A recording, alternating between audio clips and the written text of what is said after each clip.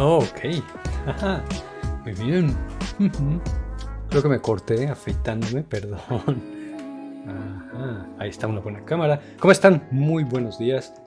Bienvenidos a este stream. Espero que estén teniendo un miércoles muy bueno. Yo estoy empezando súper tarde porque pues me estaba arreglando, ya saben, preparándome para lucir bien en este primer stream del año. Para mí he estado ocupado porque estoy desempleado, entonces ando buscando empleo y organizando CVs, cartas de presentación, todas las cosas de la vida de adulto. Pero me encontré con este artículo que podemos ver acá arriba,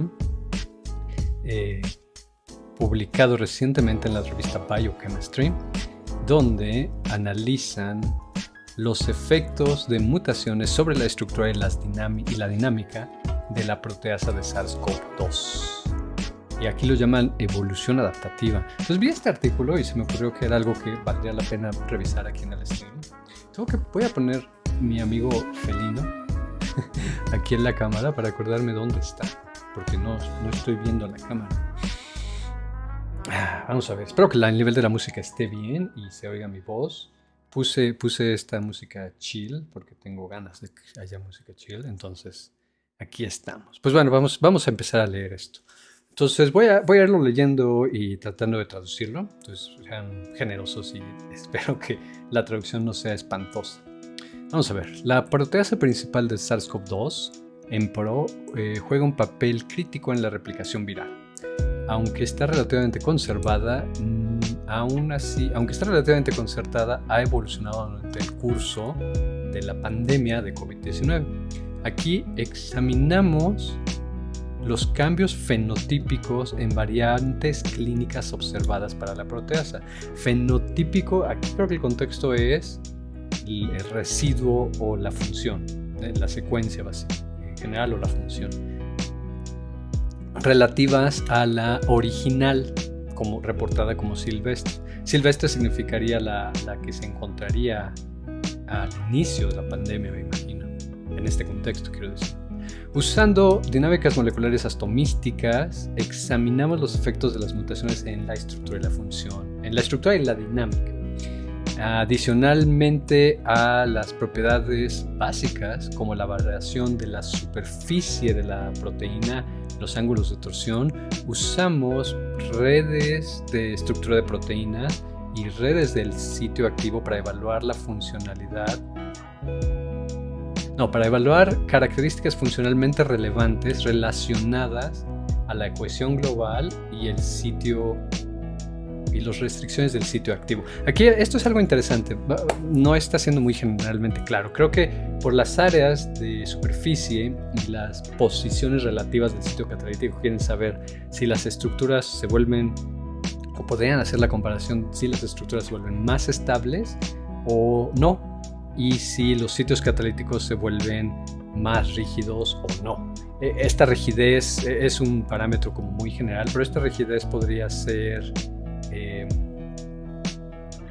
algo que afectara la actividad, haciéndolo una enzima más eficiente, lo cual sí está definido al menos en cinética enzimática, o menos eficiente.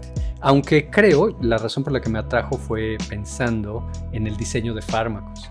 Una de las en general, para muchas enfermedades virales, las proteasas, que son importantes en la replicación, como lo menciona esta introducción o este abstract, podrían inhibirse con moléculas químicas que reaccionaran con los residuos del sitio catalítico. Y una vez que pasa eso, es como echarle azúcar a un tanque de gasolina de un coche.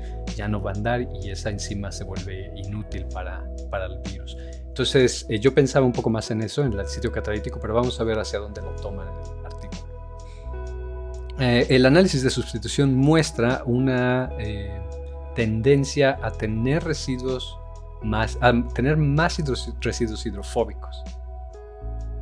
y depende en la localización de los residuos en la estructura primaria, secundaria, terciaria y cuaternaria. La segunda parte de esa oración fue muy vacía, o sea, se cambian hacia residuos más residuos hidrofóbicos, entiendo. No sé si podría querer decir residuos más hidrofóbicos. Bueno, vamos a seguir leyendo. El análisis filogenético provee evidencia adicional al impacto del impacto de la presión selectiva para las mutaciones en la proteasa. Globalmente, estos análisis sugieren una adaptación evolutiva de la proteasa hacia más hidrofobicidad y regiones menos restringidas en el sitio activo, o sea, un sitio activo que se mueve más. Desafortunadamente ahí no hacen una correlación con qué significa con el fenotipo en una infección, qué pasaría. Bueno, vamos a leer ahora la introducción, ¿no? La proteasa principal del SARS-CoV-2, MPRO, también referida como la proteína no estructural 5, esas nomenclaturas de virus, o la 3 proteasa de cisteína tipo quimiotripsina, o el 3CL-PRO, es un componente vital en la maquinaria de replicación del coronavirus. Durante la replicación, los ribosomas del hospedero traducen las proteínas no estructurales, estas NSPs o enzimas, como una sola poliproteína. Esta debe ser cortada en diferentes piezas para completar el proceso de expresión y maduración. En el SARS-CoV y en el SARS-CoV-2, este proceso se realiza por dos proteasas, la proteasa tipo papaína, PL-PRO, y la M-PRO, que es la que estamos hablando. En los primeros 3 sitios de corte, que corresponden a la separación de la proteína NSP1 a NSP3, incluyendo la 2, son cortadas por la papaína-like, pero los siguientes 11 sitios son por la M-PRO, incluso el necesario para liberar a la M-PRO específicamente.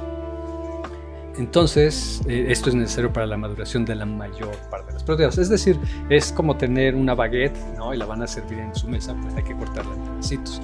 Los primeros 3 pedazos se cortan con un cuchillo específico, la papaína, pero los otros dependen de esta proteasa. Entonces, si interrumpe, si se pierde ese cuchillo, pues ya no se puede cortar. La M-PRO es una proteasa de cisteína, es decir, tiene una cisteína en el sitio catalítico, esa cisteína 145 y una histidina 41. Este mecanismo es conservado entre los coronavirus. Quiere decir que el SARS-CoV-2, el SARS-CoV normal, me parece que MERS también lo comparte, por ejemplo. La conformación activa de M-PRO es un homodímero, aunque hay actividad limitada reportada para el monómero.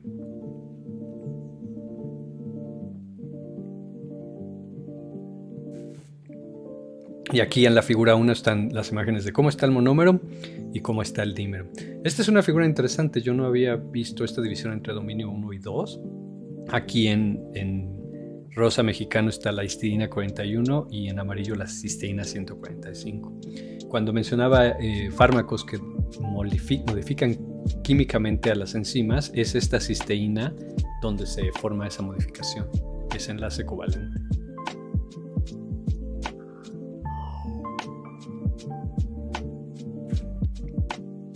Bueno, aquí hablan de que como este es un virus de origen zoonótico, pues va a tener diferentes presiones de adaptación, es decir, existiría en diferentes condiciones en un hospedero como el murciélago contra uno de un humano, las temperaturas del cuerpo y otros factores.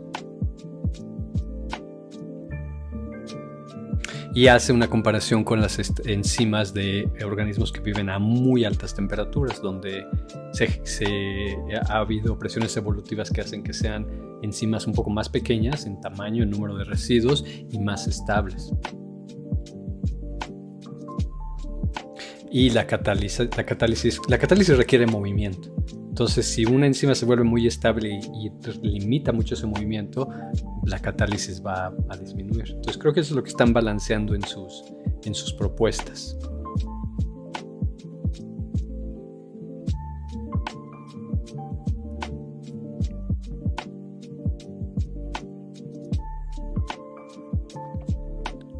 Bueno, pues está justificando varios aspectos de su estudio, lo cual pues es perfectamente razonable, ¿no? Bueno, a ver, entonces lo justifican con las diferentes condiciones donde existe el virus. En el murciélago, en el humano, diferentes temperaturas, diferentes condiciones. El que una enzima que se vuelva más estable a la temperatura tiende a tener más residuos hidrofóbicos, pero también tiene que tener un balance que permita que el sitio catalítico se mueva y que además, al cambiar otras cosas que no sean el sitio catalítico, puede haber características dinámicas menos aparentes que cambien.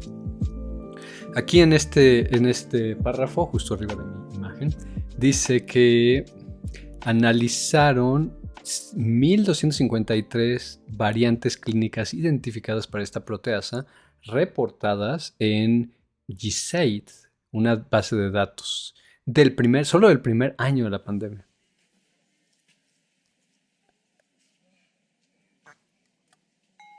Aquí justifican su selección diciendo que es porque han sido exitosos.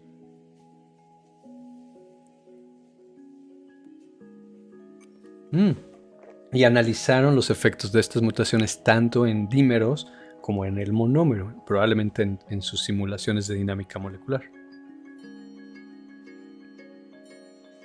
Usaron la área accesible al solvente y las redes de estructura de proteínas y las del sitio catalítico. Ahorita vamos a ver cuál usaron específicamente, porque en general estas redes se establece una condición, por ejemplo distancia o contactos, y en función de esa condición se puede calcular, por ejemplo, si las interacciones son fuertes, por ejemplo, si están constantemente cerca durante el tiempo de simulación, o si se alejan y por lo tanto serían débiles.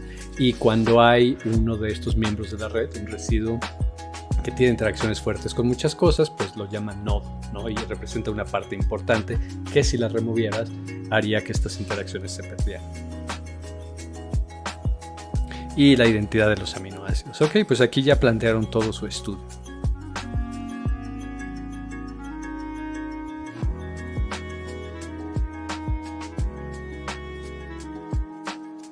Bueno, aquí también nos presentan un poquito del avance de qué resultados se encontraron.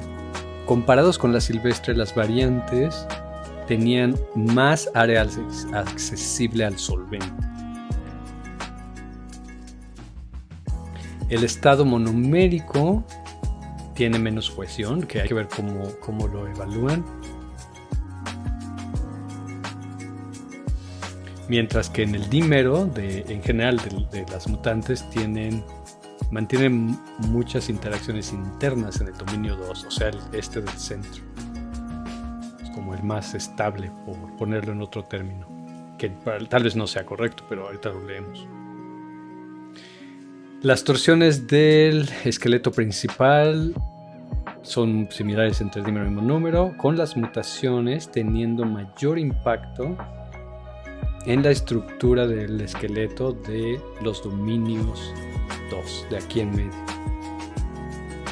Eso no sé si quiere decir que hay pocas mutaciones o que aunque hay muchas y las que hay afectan esa región.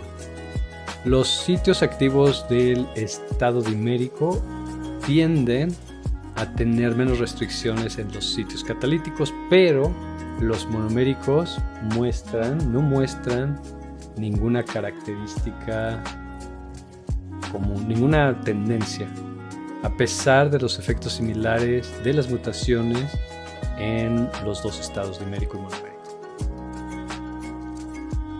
Las sustituciones en sí tienden a residuos hidrofóbicos, hacia residuos más hidrofóbicos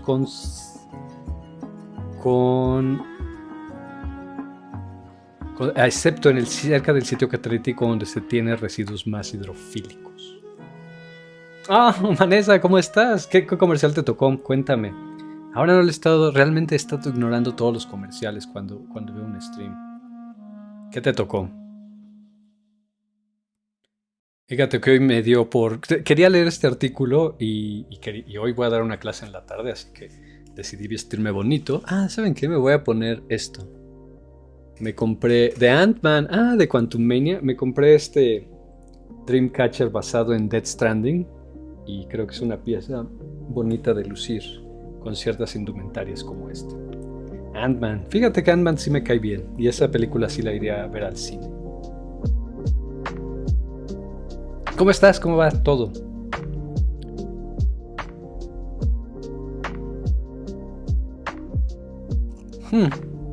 Parece que esta base de datos del GSAID, Epicov Database, tiene secuencias genomas de los genomas del SARS-CoV-2, pero derivadas de humano, capturadas supongo, de pues, pacientes diagnosticados positivamente. Y desde luego quitaron todas las que fueran cortas o que les faltaran bases nucleicas, por lo que entiendo.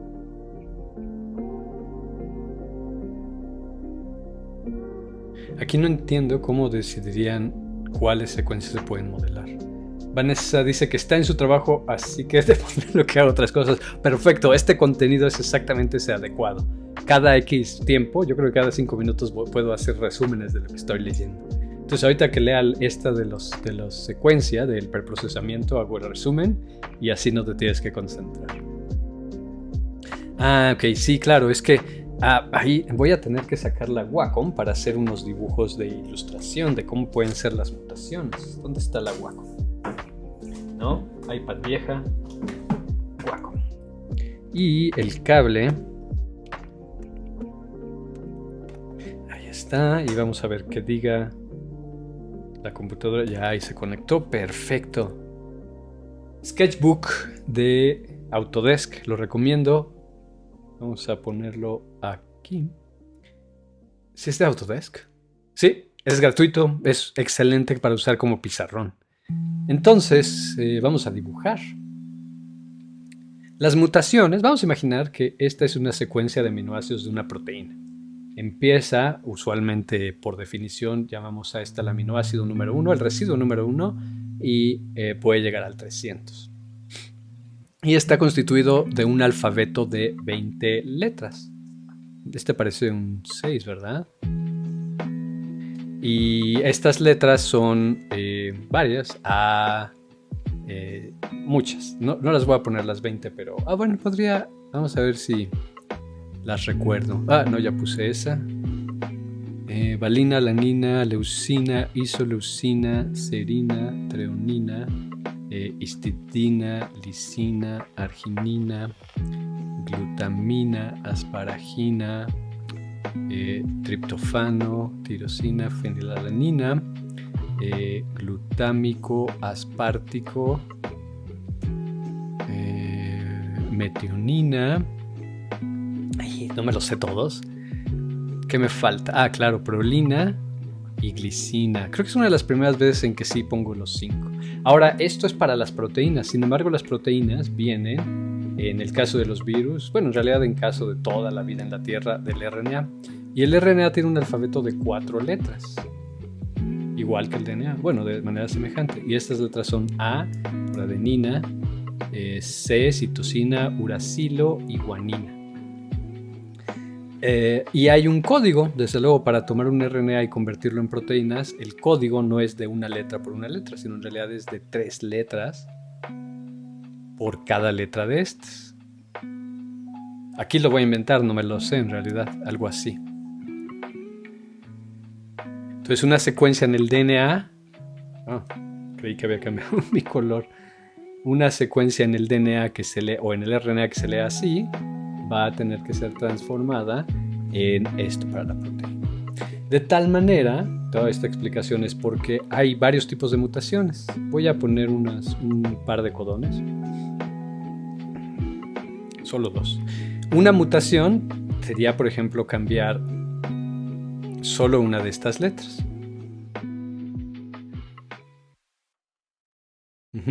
Esto es una mutación. Dependiendo de cómo se traduzca a un aminoácido, a un residuo, esta podría ser una mutación sin sentido, de sentido cambiado o sin cambiar el sentido. Es decir, que no cambie la letra o que se cambie por otra.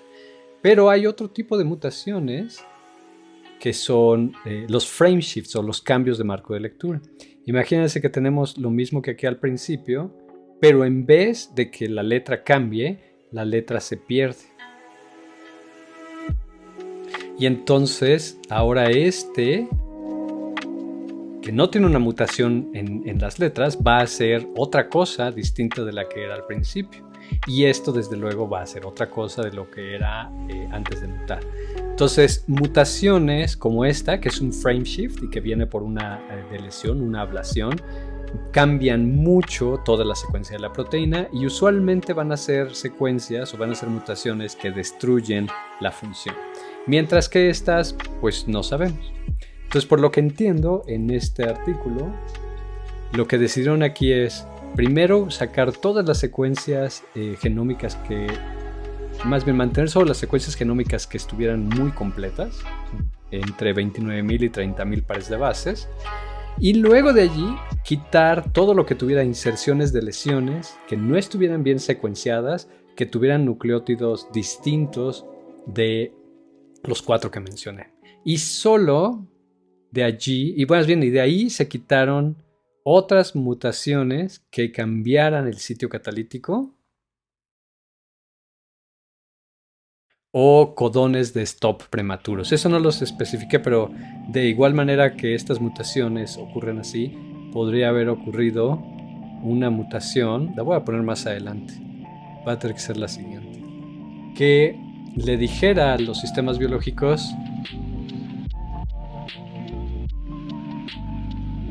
creo que es esta, que se detenga la proteína. Entonces, si esto ocurre, por ejemplo aquí, un codón de alto, pues ya no se hace toda la proteína, ¿no? Entonces eso también afectaría, destruir, es muy posible que destruya la función. Entonces quitaron todas esas cosas y se quedaron, por lo que leamos en la introducción, como 1200 secuencias.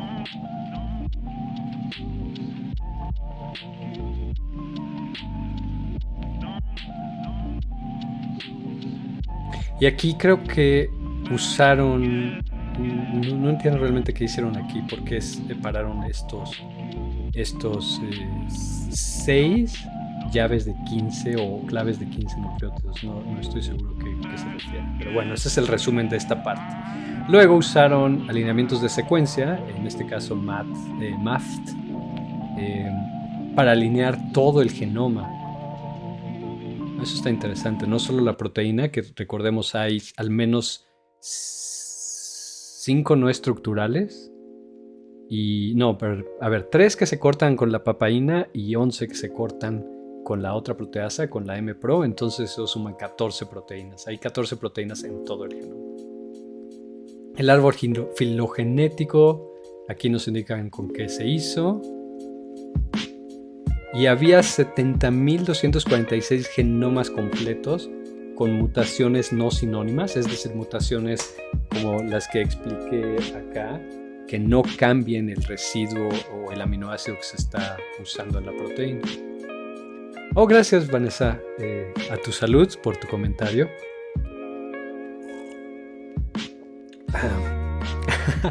Ay, gracias por los beats, totalmente desmerecidos. Estoy apenas empezando, calentando voz para este año. Gracias, Vanessa. No sé si se ve, pero sí me estoy sonrojando.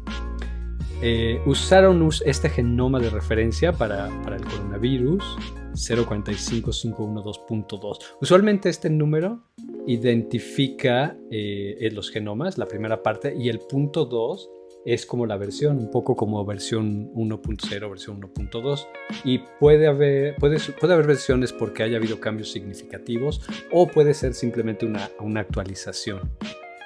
Todo se visualizó usando R, GG3, Ape, GG3, voy a leerlos estos. Tidyverse es de R, GG3 es de R, ggplot es de R, Trio, no sé, Aplot y Data Table probablemente de R. Este Apes me suena a un programa que también es separado en Mac y pues para visualizar genomas plásmidos, probablemente sea otro, pero qué interesante, todo esto se puede hacer en R, eso me gusta.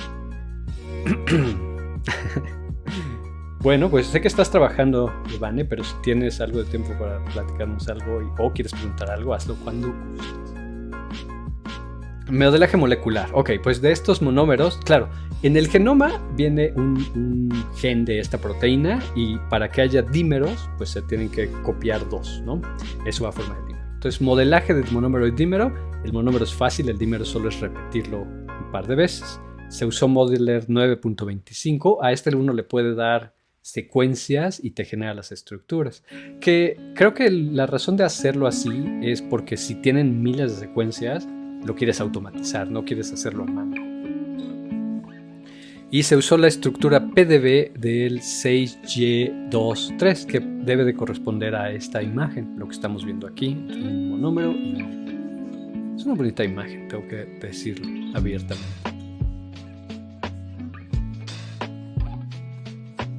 Todas las estructuras se pasaron por 3 pasos de annealing. Annealing es una palabra que viene de la industria metalúrgica, es el temperado, que si no mal recuerdo en simulaciones quiere decir que se le sube la temperatura para que todo se mueva y luego se le baja la temperatura. La temperatura en una simulación básicamente significa que todo se mueva sin un orden predeterminado con una frecuencia alta. La protonación se revisó con esto, las simulaciones se hicieron con NAMD usando Charm, todo tradicional, y finalmente todo se calculó en R usando Bio3D, otra librería de R. Los análisis de redes, esta es una que quería leer justamente para ver cómo lo hicieron. Entonces dice que todos los cuadros de cada trayectoria, por cierto no dicen cuántos cuadros obtuvieron, cuántas imágenes, y eso lo pueden pensar muy bien. Gracias por decirlo interesante, no había visto tu comentario, vale. Fíjense, aquí el uso de los frames quiere decir que durante la simulación, si alguna vez han visto el video, más bien, los primeros fotogramas del caballo corriendo, donde se ve con fotos como a veces tiene 2 pies, luego lo levanta y al acelerarlo da la ilusión del movimiento. En las simulaciones se hace algo parecido, se empieza con una estructura rígida como la que vemos en esta figura y cuando se le asignan velocidades y posiciones a los átomos, uno empieza a ver cómo se desplazan aleatoriamente y a lo largo del tiempo y visualizando varios de los cuadros que se salvan de ese cálculo, se puede ver el movimiento, la dinámica de las proteínas. No dicen cuántos cuadros hicieron, eso podría ser importante o no, esperemos que lo digan después, y de allí hacen el análisis de redes, PSN creo que es por redes de estructura de proteínas, usando scripts de StatNet, RPD y Bio3D en R. Los vértices de cada red siguen la convención donde los átomos se agrupan en grupos químicos, cada uno representado por un nodo. Ok, entonces una bolita representa cada grupo químico. Y cada residuo está representado por un grupo de nodos. Y los bordes se forman entre 2 nodos donde existen átomos asociados. Ok, estas son las definiciones tradicionales. Hay un nodo y los bordes se dan entre los nodos. Esas son las interacciones.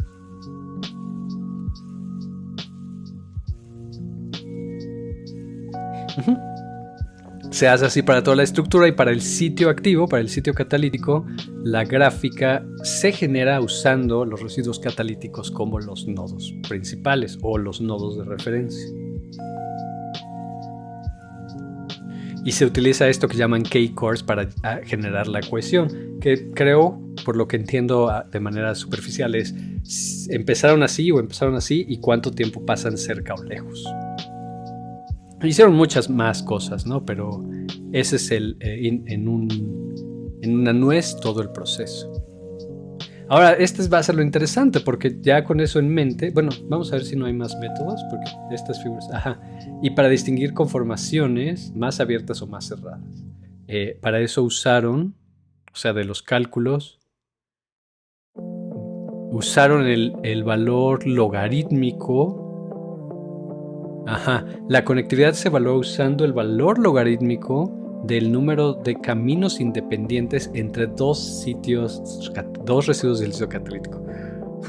Está complicado, pero bueno. Básicamente, ¿qué tantos pasos necesitarías para llegar de uno a otro, no? Si habláramos, por ejemplo, de serpientes y escaleras, creo que ese podría ser un ejemplo interesante. Déjenme borrar aquí mi sketchbook. Serpientes y escaleras tenemos un tablero. Probablemente, hace mucho no lo juego, discúlpenme si no me lo sé, que tiene varios niveles, probablemente vaya del 1 al 100, entonces aquí estoy subrepresentando el tablero y probablemente tenga 10 columnas, ¿no? Eso es del 1 al 10 en cada nivel o en su subsecuente unidad. Entonces, por ejemplo, la conectividad entre el 100 y el 1, pues, de acuerdo a esto, ¿cómo lo evalúan? El logaritmo del número de caminos independientes. Si serpientes y escaleras se jugara de la manera lineal, es decir, contando del 1 al 100, pues no hay más que un camino independiente. Sin embargo, entonces el logaritmo de 1 sería 0. Esa sería la conectividad. Ahora con las serpientes y las escaleras resulta... Si fueran solo escaleras, creo que sería más fácil explicarlo. Si solo fueran escaleras, ahora las escaleras cada escalera agregaría un nuevo camino independiente. Entonces tendríamos log 1, log 2, log 3. ¿Sí lo estoy explicando bien? Déjenme leer una vez más. El logaritmo del número... No. No sería el logaritmo de 1, de 2 y de 3. ¿Sí? Sí. El logaritmo del número de caminos. Pues sí, log de 1, log de 2. Pero lo malo de eso es que de acuerdo... Bueno, log de 1, ya lo dije, es 0, el de 2 sería 10, el de 3 sería 100. O sea, no sé por qué usar eso. Sí lo estoy... hay que revisar en la calculadora porque no entiendo la razón de hacerlo en esa escala. Log 3, log. Ok, no, entonces es fraccionario. Bien, sí, ya, estaba confundido. Entonces el logaritmo de 1 es 0, correcto. Logaritmo de 2, ajá, entonces sube poquito en esos decimales. O sea que no es un camino lineal y puede bajar. No solo que no sea lineal, sino que hasta que no lo cuentas no está definido y va a depender de cómo se mueva. Por ejemplo, si es en el caso de... Imagínate en el metro, ¿no? No siempre estás en contacto con las mismas personas, pero esa podría ser una analogía interesante. Si estás viajando acompañado, vas a estar cerca de esa persona, vas a tratar de estar cerca de esa persona. Entonces los caminos que hay o el número de otras personas que tendrías que mover para llegar a esa persona va a ser menos que si son dos personas que nada tienen que ver. Eso es un poco lo que se quiere medir con esta conectividad en varias variables como el juego. Sí, claro, porque además aquí lo que no están contando en este trabajo es qué pasaría cuando está funcionando. Es solo vamos a poner ahí a la proteína y vamos a ver cómo se comporta cuando hay diferentes mutaciones. Que en analogía del metro sería como tener diferentes grupos de personas y ver cómo se comportan. No ahora, ya tiene mucho tiempo. En el metro de la Ciudad de México, por ejemplo, una variable que esto detectaría incorrectamente es la separación que hay de los vagones de mujeres y el resto, ¿no? Hay una set de vagones que artificialmente hacen que estén todas las mujeres juntas. Artificialmente digo solo para manera de describirlo, no es algo que ocurra aleatoriamente, pero que eso sea más razonable. Y en un juego, fíjate, podríamos hacer una comparación a juegos como Doom, ¿no? Doom, pues hay un camino y aunque puedas tomar diferentes caminos, en realidad tienes que llegar a una puerta, a un enemigo, ¿no? Entonces este número de caminos va a ser limitado en realidad, opuesto a un juego de mundo abierto, ¿no? Que puede haber aunque tengas tus objetivos, puedes recorrer un montón de caminos para llegar a ese objetivo. Y eso estaría representado con ese número logarítmico que empieza en 0 cuando solo hay un camino y mientras más caminos haya, va a haber más números o valores un poco más grandes. Bien.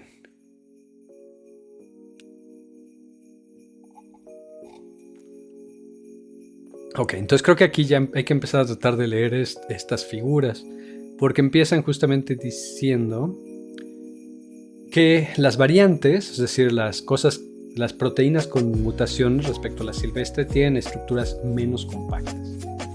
El área de superficie se incrementa, pero más en el monómero caníbal. dímero. Eso es de esperarse. Si es un dímero, aunque el monómero sea estable, pues no es lo mismo tener las dos manos así que tener la mano así, ¿no? Abrirla va a ser más fácil si tienes una mano separada. En la figura 2 dice 43% de las variables tienen área superficial y el 50% no. Y 0.6 decreció. Vamos a ver la figura 2. Esta es la figura 2. Lo malo es que no puedo acomodarla tanto que se vea bien atrás de mí. Pero bueno, trataré de explicar qué está pasando. Ok. Como no sabemos qué hay en el eje de las X, sí sabemos en las Y. En las Y está el área accesible al solvente. Entonces, este punto debería ser el área accesible al solvente del monómero para la silvestre, la de referencia. Entonces, su área accesible al solvente aquí la ponen como 0, la definen como 0. Entonces, esto debe ser un delta, un cambio. Según leyendo la figura, se ve que una proporción muy pequeña de todas estas se volvió negativo el valor. ¿Qué significa esto? Si esto quiere decir que aumentó, debe decir que disminuyó. Una parte de esta población disminuyó. Y creo que solo lo están asignando hasta este extremo, lo que pusieron en rojo. Y todo lo que está azul, arriba de este corte, más cerca de 100, son las que incrementaron su área accesible al solvente. Ok, eso tiene sentido. Ahora sí ya la puedo leer.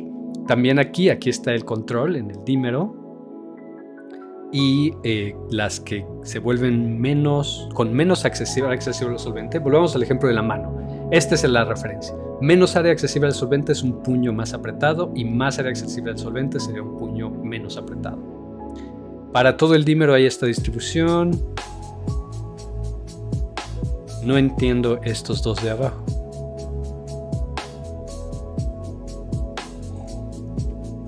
High dimer chain y low dimer chain. No entiendo qué hacen allí. Vamos a ver si leyendo el texto se aclara. Bueno, aquí especulan que esto puede ser por las mutaciones si introdujo residuos voluminosos.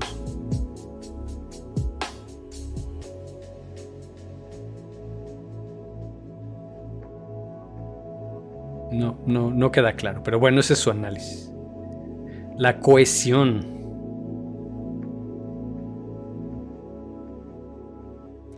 ¿Eso en qué figura está?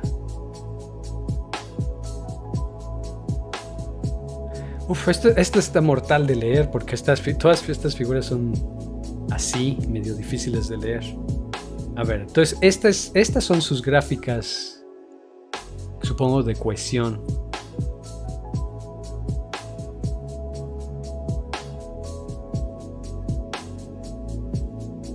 Sí, no explican mucho qué se debería ver, pero aquí está lo mismo. Hay una escala de cohesión que no sé si debería ser logarítmica.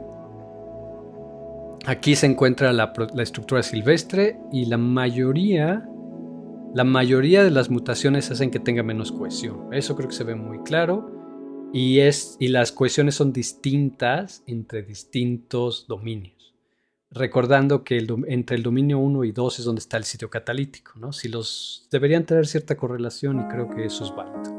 Algo que no me gusta de esta figura es que hicieron las escalas sutilmente distintas. Entonces la cohesión de la silvestre está medida de manera distinta en cada uno. En fin, es medio complicado de comparar. Pero sí refuerza su hipótesis de que estas mutaciones hacen que la estructura sea un poco más desenrollada, un poco más aguada, tal vez. Conforme aparecieron mutaciones en el primer año, recordemos, está limitado el primer año de la pandemia. Está menos informativo de lo que esperaba este artículo, es una lástima.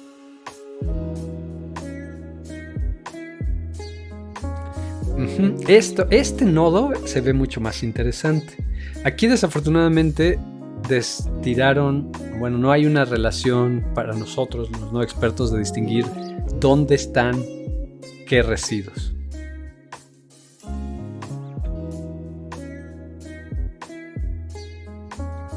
Y aquí lo que está diciendo es qué cosas se sustituyeron a qué. Esta sí vale la pena leerla con mucha calma. Vamos a ver rápidamente los de antes.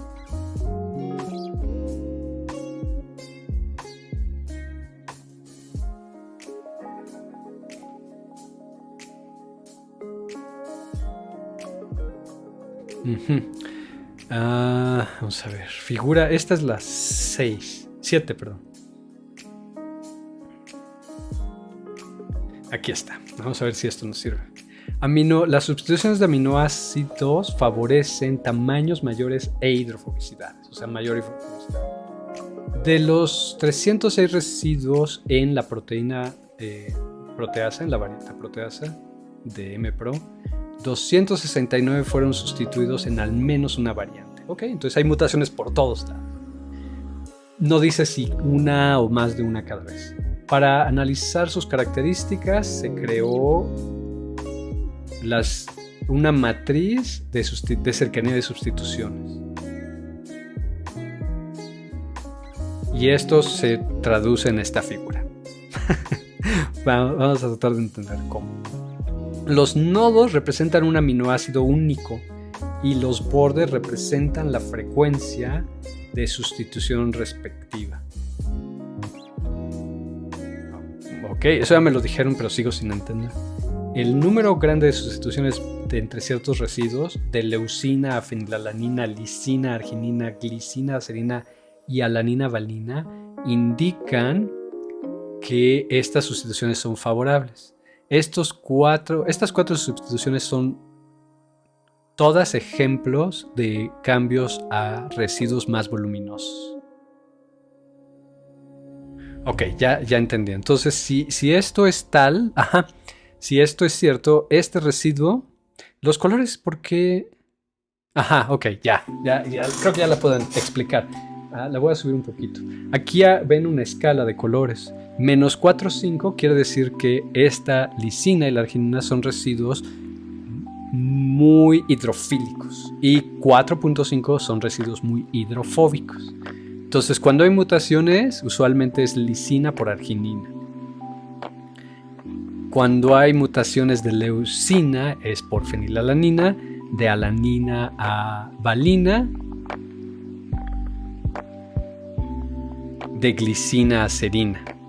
Interesante, de prolina a serina y de treonina a isoleucina. Sí, se ve el patrón que indican. La mayoría de estas mutaciones son hacia residuos hidrofóbicos, es decir, R, Q, H, K, E, y D y N serían los hidrofílicos en general, aunque aquí hay unos que podrían ser cuestionables. Solo hay uno de los hidrofílicos interesantes y todos los demás son hidrofóbicos hacia más voluminosos. Lo cual es interesante. Aquí está ignorando el ambiente, ¿no? No sabemos qué había alrededor. No todas las mutaciones tienen por qué hacer más estable la proteína, y lo que se extrae de sus gráficas es que es menos estable, es más móvil y por lo tanto su sitio catalítico también.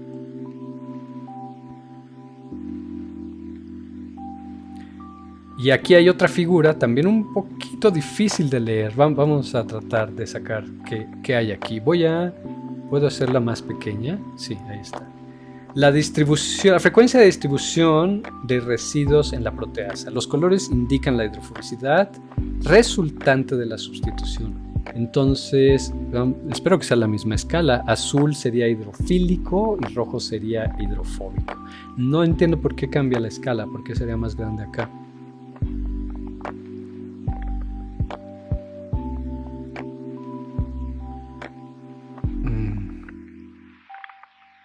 Sí, supongo que calcularon promedios. Frecuentemente... no entiendo qué significa esto. No entiendo si este número es la posición original.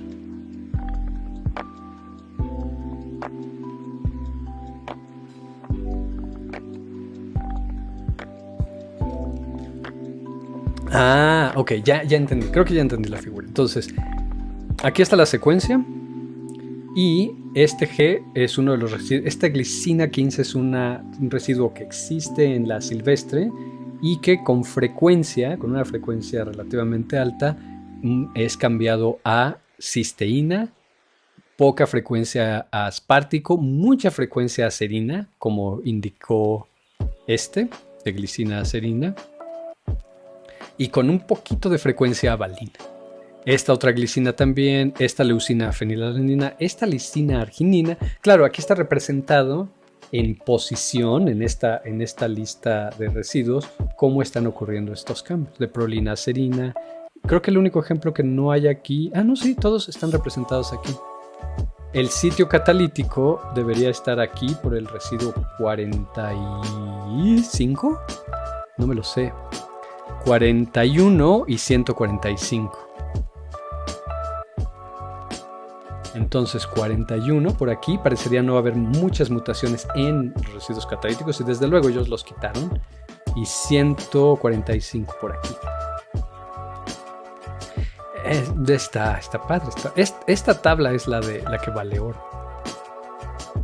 Y su corte fue aquí, ¿no? Bueno, más bien este es como 25 en frecuencia, 25 veces de los miles de secuencias es donde hicieron su corte.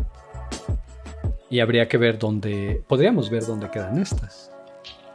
Ah, de hecho, esa es su figura. Ah, claro, este es un artículo que yo hubiera aceptado si yo lo hubiera revisado.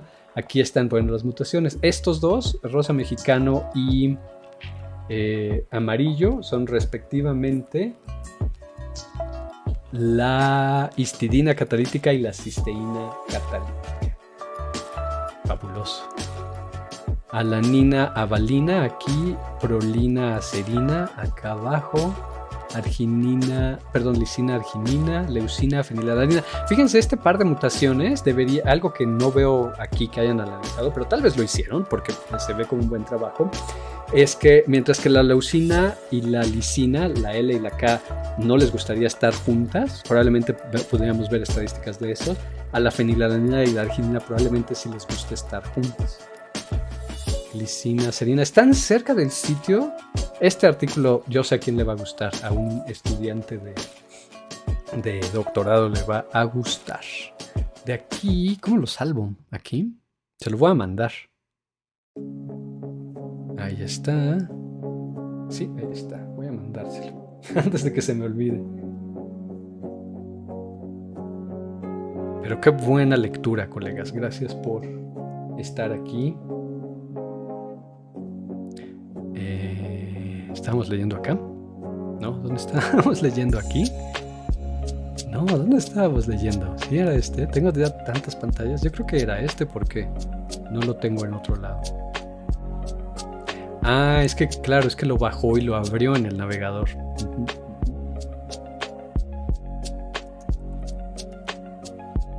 Perdón, estoy poniendo un mensaje de que mire la figura nueva.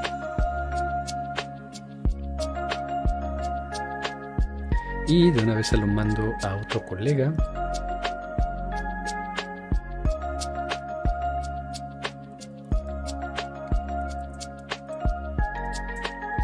Muy bien, entonces pues esto está precioso. Vamos a ver si las sustituciones persistentes, las más frecuentes, esas son las de esta figura 9. Sí, curiosamente esta no me sorprende que sea, bueno, más bien sí me gustaría saber si ellos se preguntaron por qué.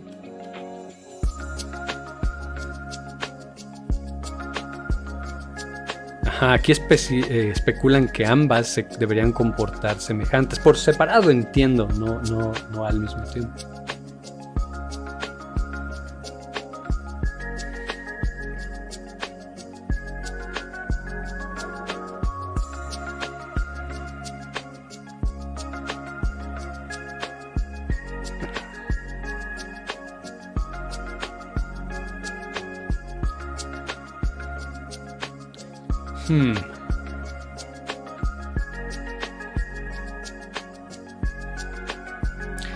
No sé. A ver, voy a leer con calma, perdónenme si me distraigo un momento. La sustitución K90R se esperaría que se comporte similar a esta, pero un residuo en la superficie haría puentes de hidrógenos, haciendo que esto se mueva más. No, las analizan por separado, pero yo las hubiera analizado juntas.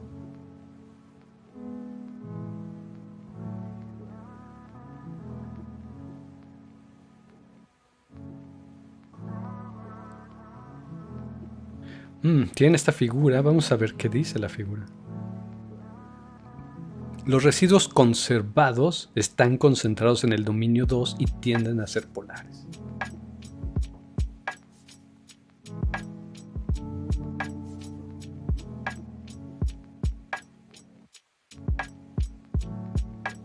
Ok, bueno, básicamente que estos son los que no cambian. Pero difícil sacar algo de allí. Estas son las relaciones filogenéticas. O sea, de aquí, de hecho no estoy seguro. La raíz podría ser el wild type y estos todos es cómo cambian esas propiedades respecto al wild type, cómo se agrupan en términos de nodos. Por lo que leo, ¿no? Vamos a ver si tiene una mejor descripción de esta figura. Está muy difícil de leer para cualquiera.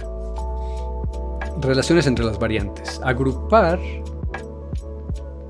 La agrupación en el árbol filogenético muestra ocurrencia independiente de mutaciones frecuentes, dando respaldo a la presión selectiva. No sé qué significa eso. No sé si quiere decir que en los nodos no hay al mismo tiempo las mismas mutaciones. Vamos a ver qué dice.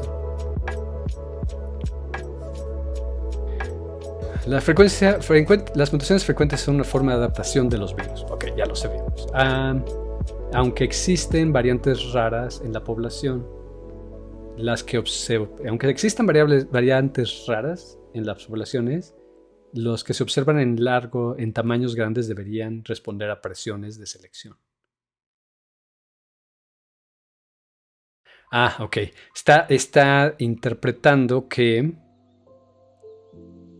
cada ramificación quiere decir que son distintas, ya sea en uno o varias cosas. Entonces lo que dice es que no hay grandes ramas. Voy a tratar de ponerlo en un ejemplo acá. Y a lo mejor un ejemplo muy sencillo sería como un árbol de familiar, ¿no? Donde uno tiene, no sé, lo voy a hacer un poquito más complicado. Algo así. Una familia o una pareja que tiene 4 hijos, de géneros mixtos, bueno, de géneros variados, diversos, y de las características se heredan varias, ¿no? Ahora, si lo imaginamos esto para los virus, pues se vuelven muchísimo más grandes las poblaciones, pero lo que está indicando con el árbol es que no importa que ya hubiera una mutación de estas previas, vuelven a aparecer otras mutaciones semejantes como estas. Entonces, si hay una mutante aquí, esta no solo genera mutantes o no se queda solo con esa variación, sino puede aparecer esta mutante, esta otra mutante y esta otra mutante. Combinaciones, digamos, de las mutaciones. Eso es lo que estoy entendiendo.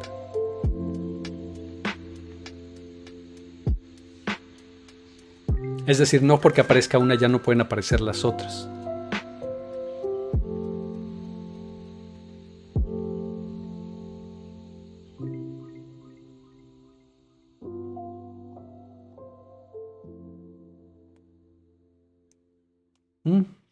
Algo interesante es que la más frecuente es esta de leucina, aunque antes, a un año atrás, dicen los autores del paper, estas eran las más frecuentes. Entonces esto sigue cambiando, aunque siguen siendo con significativa frecuencia las mismas mutaciones.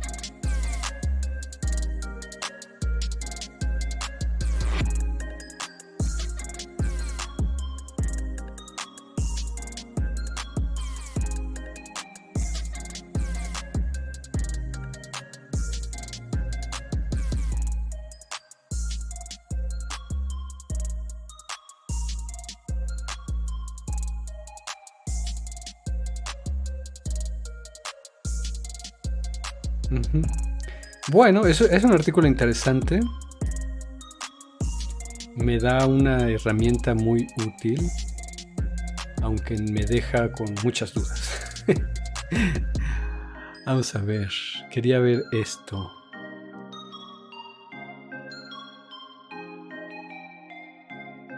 Ajá, aquí hay más datos. Probablemente algunos de estos son datos crudos y otros cálculos. No está tan interesante. Wow, pensé que esto iba a ser más rápido. 1 hora viendo esto, nada más viendo esto. Yo todavía tengo cosas que hacer.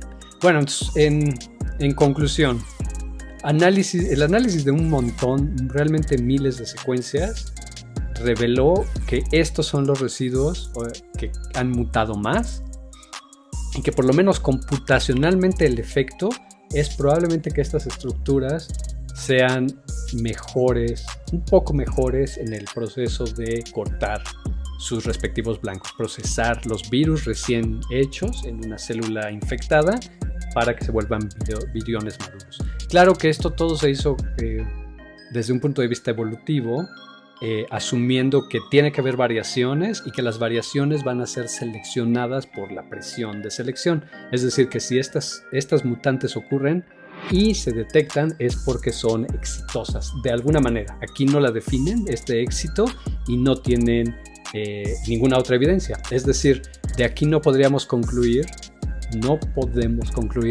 que alguna de estas mutantes sea peor durante la infección para el humano. No sabemos, simplemente no sabemos. Lo que dice es que probablemente cualquiera de estas mutaciones sea mejor para la supervivencia del virus, pero no nos dice nada de la infección o del efecto de la infección en el ser humano, lo cual es un poco desafortunado porque eso es lo que quisiéramos saber, pero pues es a lo que pueden llegar con la información que tienen y eso es respetable. No tratan de hacer ninguna declaración que vaya más allá de eso. Y eso es razonable. No me gusta que no dicen cuánto tiempo de simulación hicieron. Porque, por ejemplo, yo hice unas simulaciones de esto y de 500 nanosegundos apenas y se ve convergencia.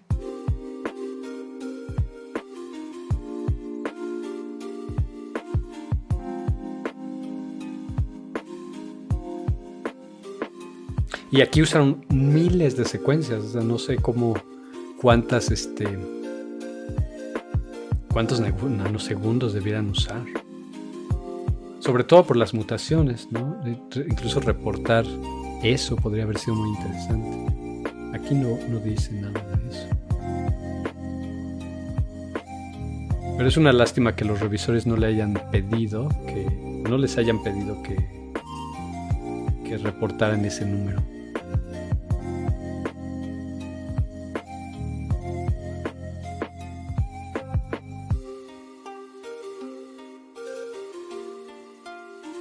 Sí, no lo dicen. Es desafortunado.